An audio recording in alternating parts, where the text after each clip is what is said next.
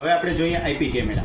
અમે આઈપી કેમેરાના પ્રોજેક્ટ કરીએ છીએ, જેમાં સ્કૂલ, હોસ્પિટલ, ઇન્ડસ્ટ્રી હોય કે જ્યાં મિનિમમ 10થી માંડી અને ગમે એટલા કેમેરા આવતા હોય, એનું અમે વન સ્ટોપ સોલ્યુશન અને આખું નેટવર્ક ઊભું કરીએ છીએ. આ છે આપણા આઈપી કેમેરા, કે જેમાં એનવીઆર સાથે કનેક્ટ કરી અને લેન્સ કેબલ સાથે કનેક્ટ કરી અને આપણું સર્વેલન્સ લેવામાં આવે છે. એ સિવાય જેને ત્યાં વધારે પૂરતા કેમેરા નથી આવતા, ઓછા કેમેરા રિક્વાયરમેન્ટ છે, ત્યાં અમે જ્યાં નેટવર્ક ઓછું આવે છે અથવા તો જ્યાં મોટું સોલ્યુશન નથી કરી શકવાનું, એકાદ બે કેમેરા રિક્વાયરમેન્ટ હોય છે, ત્યાં અમે આ રીતના 4G કેમેરા આપીએ છીએ કે જે સિમ કાર્ડ થ્રુ ઓપરેટ થાય છે. અને ઘણા ત્યાં એવું હોય છે કે પોતાને ત્યાં વાઈફાઈનું કનેક્શન હોય છે, ત્યાં અમે આ વાઈફાઈવાળા કેમેરા આપીએ છીએ કે જે બહાર સર્વેલન્સ કરે છે અને વાઈફાઈ થ્રુ કનેક્ટ થઈ તમારા મોબાઈલમાં ઓનલાઈન આવે છે. એ સિવાય વાત કરીએ તો આ સોલારવાળા કેમેરા છે કે જેને ત્યાં